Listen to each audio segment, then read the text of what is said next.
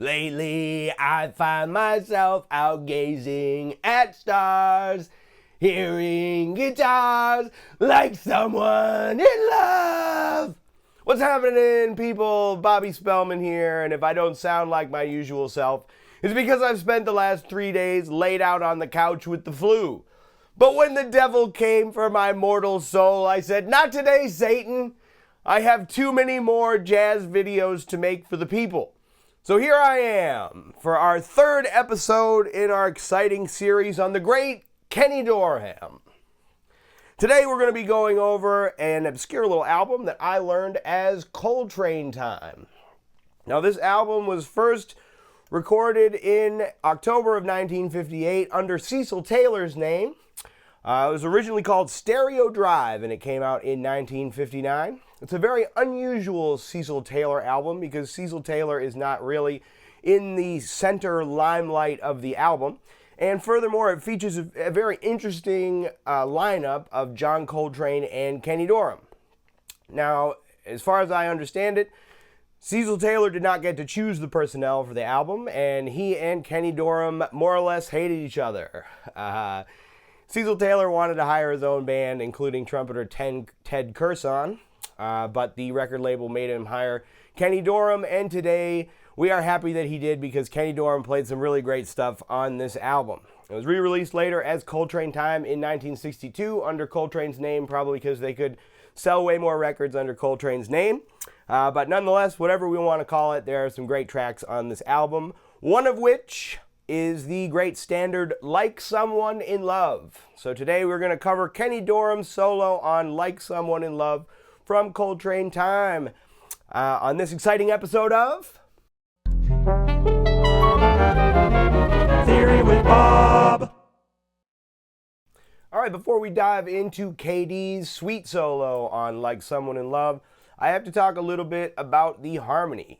Now, if you're familiar with the tune Like Someone in Love in the key of A flat major, you may know that the first 4 bars is going to do a little something like this. A flat major 7, C7 over G, F minor 7, F minor 7 over E flat, B flat 7 over D, D flat 7, C minor 7 to F7, and that's going to resolve to the 2 of A flat major, which is B flat minor 7. Now that's a lot of chords for the first 4 bars of the tune, and normally that's what you'd hear. It gives a lot of motion to the piece. However, I was noticing as I was listening to this that they did not seem to follow that chord progression. So I transcribed what Chuck Israels played on the bass, and it's a lot of A flat. They're more or less hanging out in A flat for the first 4 bars of the tune. It's got an A flat, and then they do a little 2-5 in the 3rd bar, resolving back to A flat again. And I checked it over, and Chuck Israels does some really interesting stuff to give it motion, but it's still mostly hanging out in that A flat. Now, at one point in time, I had a chance to hang out with Chuck Israels, but at the time, I had not thought about making this video, as it was at least 12 years ago. So I didn't get the chance to ask him. However, I did find a little tidbit in the original liner notes to Stereo Drive. And it's a quote from Cecil Taylor that will shed a little light on this. This will all be relevant in the solo. I just want to explain what's going on in that first 4 bars of the harmony. So Cecil Taylor says the following: "I think in terms of space. Space is the rate of speed at which the harmony changes. Bebop killed the idea of space by using a lot of chords, and the soloist had to think more rapidly and become cramped. I want to use as few chords as possible, say 1 chord for 2 measures instead of 4, so that there is more time to find possibilities in the chords and to develop and intensify these possibilities." My guess is that Cecil Taylor wanted to simplify the chords so that he could play in a more rhythmic way and do some more Cecil Taylor stuff over that first 4 bars. So that's why you'll notice in the transcription that there's pretty much just an open B flat major over that first 4 bars of the form. All right, so with that in mind, so you don't give me a hard time about not putting in the right chords to the first 4 bars of the tune, you can check that out for yourself. Let me know if you hear anything different in Chuck Israels playing or in any of their comping, but I think that's pretty much what's going on there. So with that being said, this is Kenny Dorham's beautiful solo on Like Someone in Love.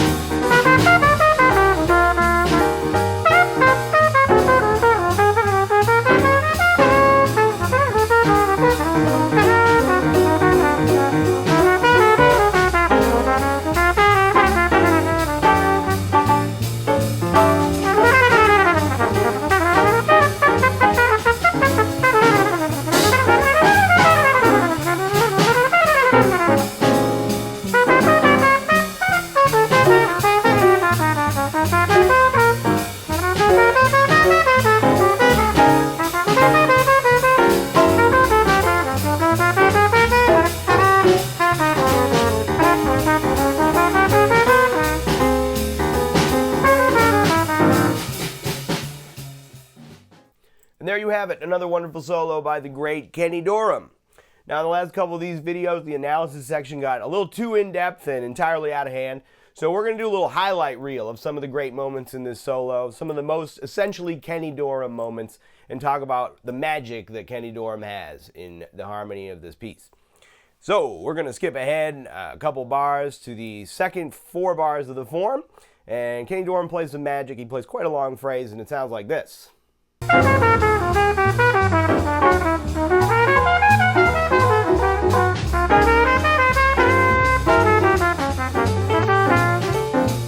Alright, so here we've got a lot of really great information all strung together. So we're going to break it up into its component parts. We're going to start on the B flat minor 7 chord. That phrase sounds like this. A classic little approach where Kenny's playing the major 7 and then the minor 7 of the minor chord. Now, here's where things get particularly exciting. Here, over the E flat 7 chord, we get this sound. Resolving to the 1 of E flat minor 7. Now, in this particular instance, he's playing on an E flat 7 chord, but it sounds exactly like he's playing an E Dorian sound. Here you have an E minor triad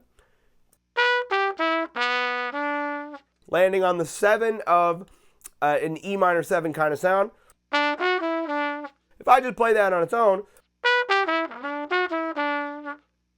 that sounds like either D major or E Dorian. Well, what's he doing playing E Dorian over an E flat 7?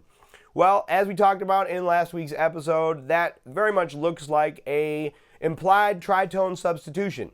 Now you might say, well, a tritone away from E flat 7 is A7, and you would be correct. However, the E minor 7 or the E Dorian sound preceding that A7 kind of works with the same basic, scale system. And therefore, I think that that's what he's dealing with. I think he's playing basically an E Dorian sound, which is sort of representative of that A Mixolydian kind of world. Nonetheless, if you looked at it at the circle of fifths, it's going to be right on the other side of the circle of fifths on the opposite end, and that gives you that real kind of wild, almost bitonal sound. And then when he resolves finally to the 1 of that E flat minor 7, it's a really beautiful way to get to that chord. This is one of Kenny Dorham's great strengths, and I think where he really set the tone for the 60s and the outside players of the 60s. Now we're going to go on the E flat minor 7. He's playing a very standard E flat minor 7 kind of sound. He's playing E flat minor 7 arpeggio, goes up, blah, blah, blah, comes back down. Then, once again, very excitingly, on that A flat 7, we get this sound. Now, in that instance, Kenny's doing a different thing. It's not a tritone substitution. It isn't even an altered sound. He's using the augmented scale. So all of a sudden now you have an E natural in the chord. You get the E natural, C, A flat, E natural again. And then he's got a chromatic double neighbor approach to surround the 3rd of D flat major 7. Sounds like this. Creating that tension and release that brings us beautifully to that D flat major 7 chord. Now on the D flat major 7 chord, he's playing right down the middle, no funny business, D flat major, and then you get the transition to the F major 7 chord, or the G7 to the C7, G minor 7 to C7. He's just playing right in the scale, no funny business.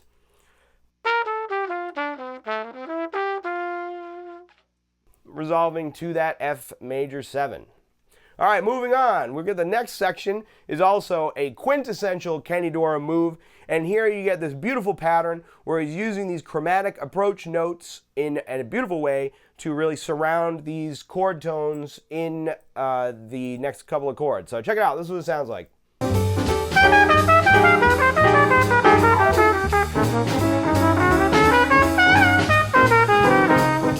So here we have 2 different interesting things going on. First, we have these chromatic approaches that will create a little bit of tension, leading us to the various chord tones in the chords of the moment.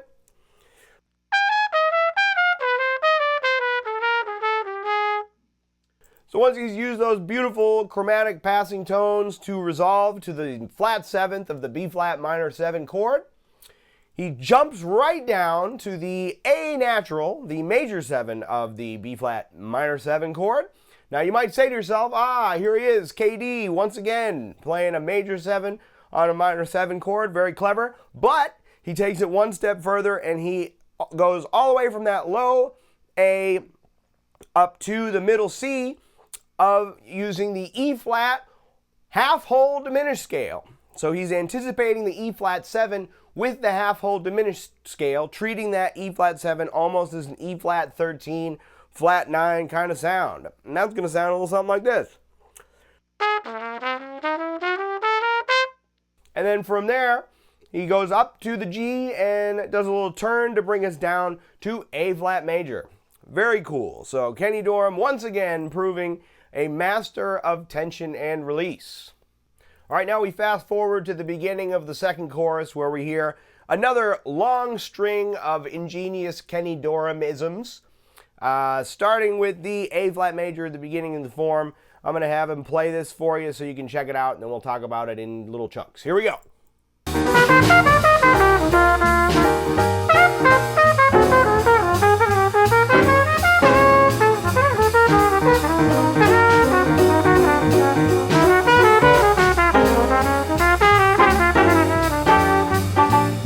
Here we have a couple of other instances in which Kenny is using both the major 7 and a minor 7 on a minor 7 chord to create a little tension. Sounds like this.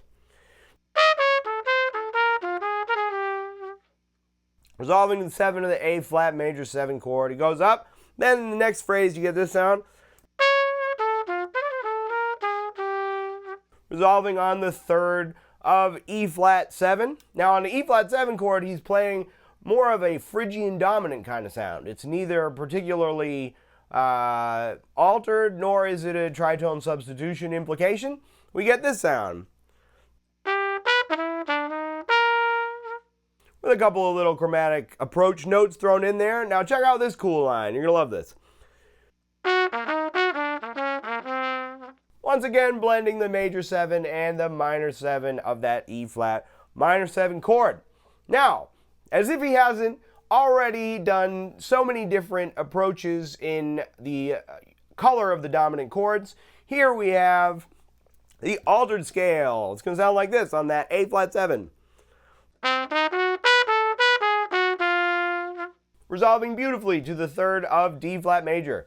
Follows that D flat major all the way through to the G minor 7 to the C7 to the F major 7, diatonically returning to that F major 7 sound.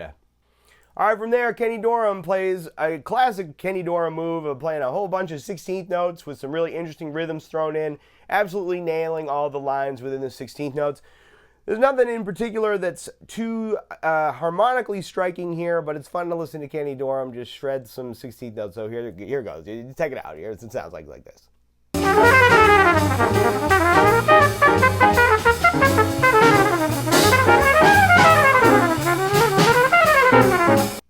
All right, and one more time as we approach the end of the second chorus, we got another really creative approach to a dominant chord here. He's going to climb up the E flat minor 7 chord using that regular old E flat Dorian sound, and then he's got a very interesting approach to that A flat 7 chord. It sounds like this.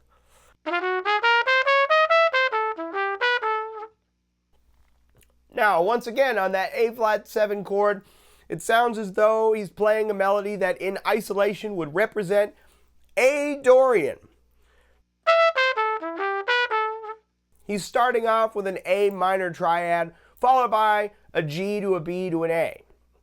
Now, once again, that occurs to me to be a little bit of a representation of an implied tritone substitution, where instead of playing a D Mixolydian sound over the A flat 7 chord, he's using the related A Dorian sound. So you don't see any explicit F sharps in there, but nonetheless, you've got a little of that implied tritone substitution using the same general key center on the opposite side of the circle of fifths. Another little bit of genius by Kenny Dorham, creating some additional tension to finally resolve to the D flat major 7 chord, which will bring him to the last 8 bars of his solo, which sound like this.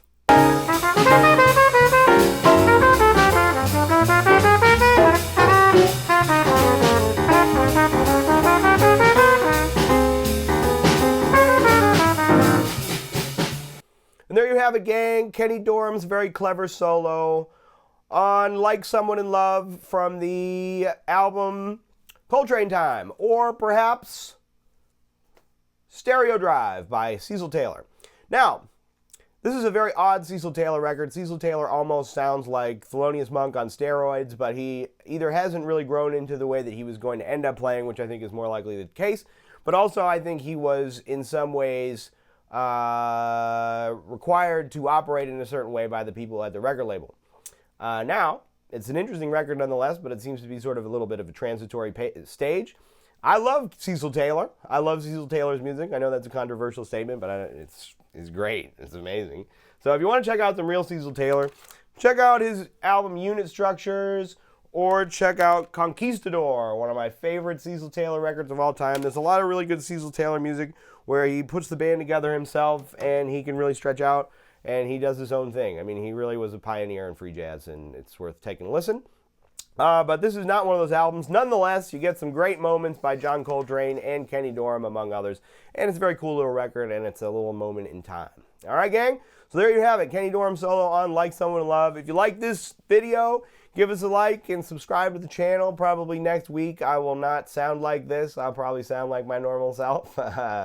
If you want to support the creation of new videos like this one, you can find us on Patreon at the link below, and I'll be posting these solos as well as some extractions from the solos and various exercises related to these solos. All right, so you can check that out and learn some new things. And if you got any questions about this solo or any comments, leave them in the comments below and we can start a little discussion on these solos and other ones like them. All right, gang, have a wonderful time practicing and checking out these solos and listening to great music. And I'll catch you on the next one. See ya. Theory with Bob. All right, friends, thanks so much for checking out this video. We hope it helps in your quest for the majesty of musical self-expression. If you like what we're doing here, you can give this video a like and subscribe to the channel for more videos like this one. And if you'd like to support the creation of new videos like this, you can become a subscriber on our Patreon page at patreon.com/Ridgewood School of Music. There, subscribers will have access to more in-depth follow-up videos, as well as solo transcriptions, various musical exercises, and all kinds of fun stuff. If you'd like to follow me on my musical adventures, you can find me on Instagram at Bob Spellman, and you can follow the Ridgewood School of Music's other social media pages by following the links in the description below. The Ridgewood School of Music is currently accepting new students online or in person in the New York City area. If you're interested in lessons, you can find us at www.ridgewoodschoolofmusic.com, or you can send us an email at ridgewoodschoolofmusic@gmail.com, and we can set you up with a great teacher for the instrument and the style of music that you're interested in studying. All right, gang, well, have a wonderful time practicing, and we'll catch you on the next one. See ya.